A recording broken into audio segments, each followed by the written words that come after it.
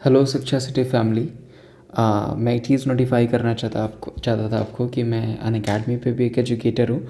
तो आप सिंपली मुझे वहाँ जाके फॉलो कर सकते हैं। आप मेरे बहुत अच्छे अच्छे कोर्सेज़ अनअकैडमी पे भी पढ़े हुए हैं। वहाँ पे भी मैं एक वेरीफाइड एजुकेटर हूँ और वहाँ पे लगभग 15,000 लोग मुझे फॉलो कर रहे हैं अनअकैडमी पे, जैसा कि आप इस वीडियो में भी देख सकते हैं।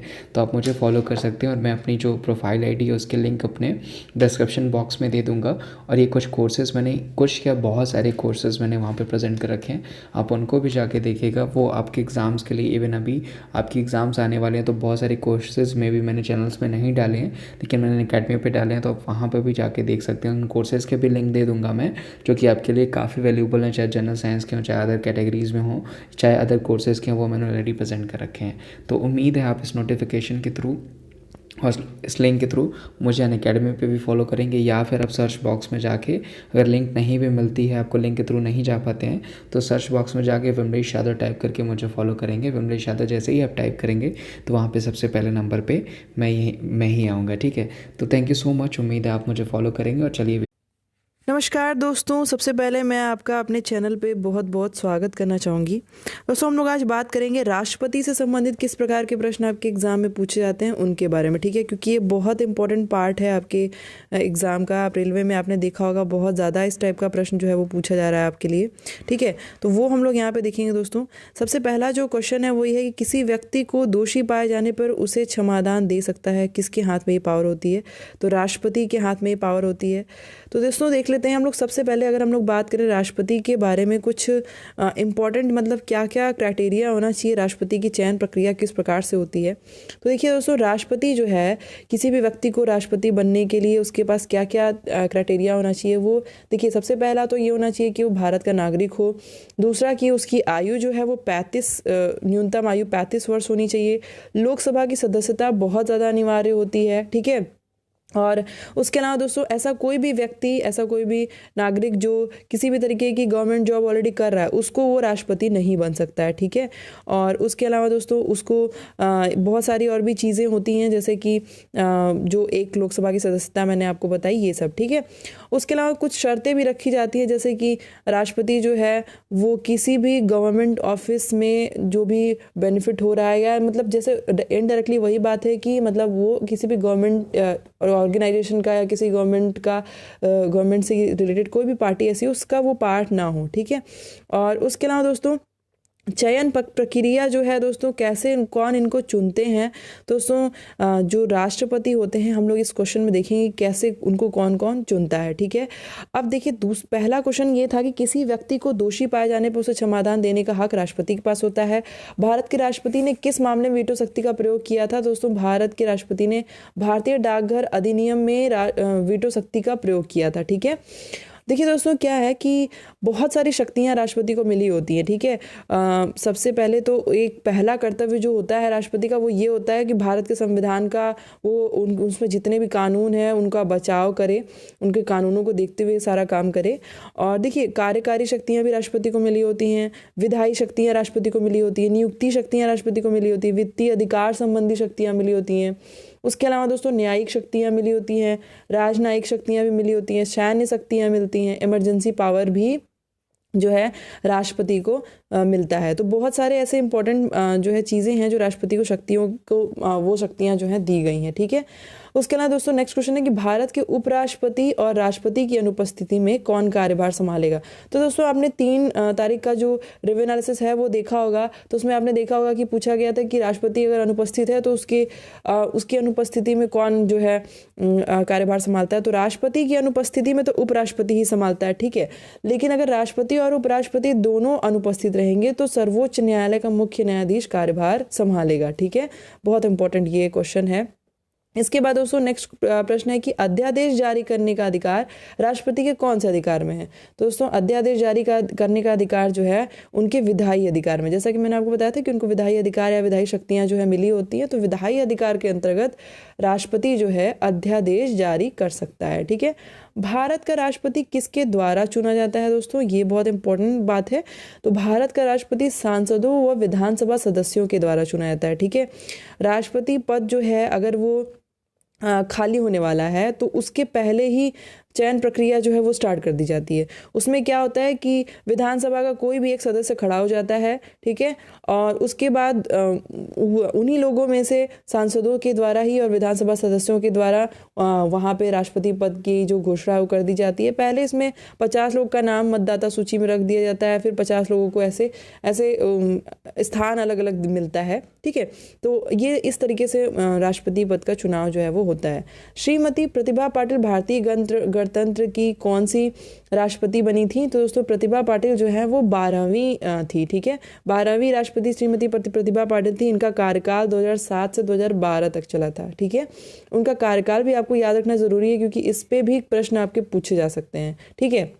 उसके अलावा देखिए 12वें के बाद 13वें जो है प्रणब मुखर्जी थे, जो कि 2012 से 2017 तक थे।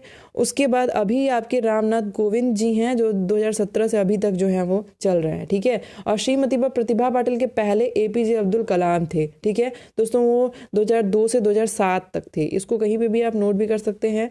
और उनके भी पहले एपीजे अब्दुल कलाम के भी पहले KR नारायण थे। सबसे पहले जो थे ये भी आपको पता होना चाहिए, डॉक्टर राजेंद्र प्रसाद जो है वो सबसे पहले राष्ट्रपति थे। उनका कार्यकाल 1950 से 1962 तक रहा था, ठीक है। और दूसरे जो थे वो डॉक्टर सर्वपल्ली राधाकृष्णन थे, वो 62 से 67 तक थे, ठीक है। ये इंपॉर्टेंट पार्ट है। कौन से राष्ट्रपति 2 बार चुने गए थे दोस्तों? तो डॉक्टर राजेंद्र प्रसाद 2 बार राष्ट्रपति जो है चुने गए थे, ठीक है।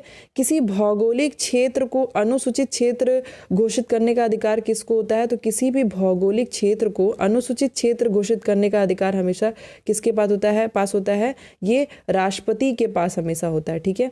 तो ये भी एक बहुत इंपॉर्टेंट पॉइंट है दोस्तों आपके लिए, ये याद रखिए। किसी भी भौगोलिक क्षेत्र को अनुसूचित क्षेत्र घोषित करने का अधिकार राष्ट्रपति के पास होता है। भारत का संवैधानिक अध्यक्ष कौन होता है? तो भारत का संवैधानिक अध्यक्ष हमेशा राष्ट्रपति होता है। देखिए दोस्तों, राष्ट्रपति इसके अलावा हमारे देश का प्रथम नागरिक भी हम लोग राष्ट्रपति को ही कहते हैं, ठीक है। राष्ट्रपति जो होता है देश का प्रथम नागरिक कहा जाता है। और 3 सशस्त्र बल जिनका नाम आप जानते हैं, जैसे कि थल सेना, वायु सेना और नौसेना जो है, तीनों सशस्त्र बल का सर्वोच्च सेनापति भी कौन होता है? आपका राष्ट्रपति ही होता है, ठीक है। अब देखिए दोस्तों, सबसे महत्वपूर्ण बात और सबसे इंटरेस्टिंग बात ये है इन लोग की सैलरी, ठीक है। सैलरी में क्या होता है कि 2017 से दोस्तों इनको जो है सिर्फ 1.5 लाख रुपए इनको प्रति माह मिलता था, मतलब इनका मासिक आय जो था वो 1.5 लाख रुपए था, ठीक है। लेकिन 2017 से बढ़ गया है, अब इन लोग को 5 लाख रुपए जो है प्रति महीने राष्ट्रपति को मिलता है, ठीक है। उसके अलावा बहुत सारे भत्ते भी मिलते हैं राष्ट्रपति को, जैसे कि मुफ्त चिकित्सा होती है, आवास भी फ्री में दिया जाता है, और उन लोग को जैसे उपचार संबंधित भी कोई चीज़ करवानी है वो भी उनको फ्री में मिलेगी, ठीक है। उनका खाने पीने का, उन लोग का स्टाफ सब कुछ फ्री रहता है, ठीक है। और कोई भी अगर अतिथि आते हैं तो उनकी मेज़बानी के लिए, उनके मतलब मेहमान नवाजी के लिए भी इन लोगों को जो है लगभग 2-2.5 करोड़ रुपए जो है मिलते हैं, ठीक है। बहुत सारे फ़ायदे हैं। और उसके अलावा दोस्तों इन लोग को 5 लाख रुपये मिलता है ना, उस पर एक भी रुपये टैक्स नहीं लगता। सबसे इंटरेस्टिंग बात ये है कि इसमें टैक्स नहीं लगता है, ठीक है। उन लोग को मुफ्त में चिकित्सा भी मिलती है और आवास भी मिलता है, ठीक है। इसके अलावा दोस्तों इन लोग को जीवन भर के लिए इन लोगों को सेक्रेटरियल असिस्टेंट भी मिल जाता है, ठीक है। मतलब रिटायरमेंट के बाद भी इनके पास साथ वो असिस्टेंट जो है रहेगा, सेक्रेटरियल असिस्टेंट इनके साथ रहता है, ठीक है। तो ये भी एक बहुत इंपॉर्टेंट पार्ट है। तो दोस्तों अब देखिए ये है कि जो इन लोग को रिटायरमेंट के बाद भी क्या होता है, इन लोग को अगर हम लोग इनकी सैलरी की बात करें तो रिटायरमेंट के बाद इन लोग को 1.5 लाख रुपए पेंशन मिलता है। और जो सेक्रेटरियल असिस्टेंट होता है वो तो इनके साथ रहता ही है, और एक इन लोग को फ्री में जो है आवास भी मिलता है रहने के लिए, ठीक है। लैंडलाइन मिलेगा, मोबाइल फ़ोन मिलेगा, और जो है जो भी इनका स्टाफ है उसके खर्चे के लिए हर साल 60,000 रुपये जो है वो मिलता है, ठीक है। उसके अलावा कहीं भी फ्री में ये लोग रेल में भी यात्रा कर सकते हैं और प्लेन में भी यात्रा कर सकते हैं, और किसी भी एक स्टाफ को अपने साथ लेके भी जा सकते हैं। इतनी सारी सुविधाएं जो हैं दोस्तों वो राष्ट्रपति को मिलती हैं, ठीक है। तो दोस्तों ये जो हमारा जो वीडियो था इसमें मैंने आपको राष्ट्रपति से संबंधित जितना भी महत्वपूर्ण बातें हैं वो मैंने आपको बता दी, और क्वेश्चन यही सब आएगा, इन्हीं सब में से पूछा जाता है, ठीक है। कि जैसे कई बार होता है कि पूछ देते हैं कि कितना उनका कितना वो है जो है सैलरी वगैरह पूछा जाता है, या कैसे उनका चुनाव होता है, किस बेसिस पे होता है उनका चुनाव, ठीक है। और क्या क्या उनके पास शक्तियाँ होती हैं, ये सब क्वेश्चन बहुत पूछा जाता है। वो नहीं है तो उनकी जगह पे कौन काम करेगा, अगर उनकी जगह पे काम करने वाला भी नहीं है तो उनके दोनों लोग की जगह पे कौन काम, जैसे मैंने आपको बताया राष्ट्रपति और उपराष्ट्रपति नहीं है तो उनकी जगह पे कौन कार्यभार संभालेगा। तो ये सब एक बहुत इंपॉर्टेंट क्वेश्चन आपके लिए है, ठीक है। तो दोस्तों ऐसे बहुत सारे इंपॉर्टेंट जो है टॉपिक मैं आपको अपने चैनल पे प्रोवाइड करवाती रहूँगी। अभी दोस्तों हमने बात की राष्ट्रपति के बारे में, इसके पहले मैंने आपको राज्यपाल संबंधित बहुत सारे इंपॉर्टेंट क्वेश्चन बताए थे, वो भी वीडियो आप जाकर के देख लीजिएगा। एग्जाम के पहले इसको देख लेंगे, या इसका अगर मैं आपको टेलीग्राम ग्रुप पे भी इसका PDF प्रोवाइड करवा दूंगी, उसको एक बार आप देख लेंगे तो बहुत ही बेहतर होगा। @शिक्षा सिटी टेलीग्राम ग्रुप का नाम है, उसको ज्वाइन कर लीजिए। वहाँ पे इन सब के PDF दोस्तों मैं आपको ज़रूर प्रोवाइड करवा दूंगी, ठीक है। तो ये भी एक आपके लिए बहुत बेनिफिशियल हो जाएगा, एक बार देख लेंगे एग्जाम में जाने से पहले तो भी अच्छा रहेगा, ठीक है। तो ऐसे ही इंपॉर्टेंट जो है प्रश्न मैं आपको प्रोवाइड करवाती रहूँगी दोस्तों अपने चैनल पे। आप चैनल को सब्सक्राइब कर लीजिए, बेल आइकॉन प्रेस कर लीजिए, ताकि आप डेली नोटिफाई होते रहें इस प्रकार के इंपॉर्टेंट वीडियोज़ से, और जो भी आपकी इन्फॉर्मेटिव वीडियोज़ हैं, जो भी आपकी तैयारी से संबंधित चीज़ें, हर कुछ हम लोग आपको डेली प्रोवाइड करवाते हैं, ठीक है। तो बने रहिएगा दोस्तों हमारे साथ मेरे चैनल पे, और आपका एंड तक वीडियो देखने के लिए बहुत बहुत धन्यवाद दोस्तों, और आपके एग्ज़ाम के लिए भी all the best and thanks for watching.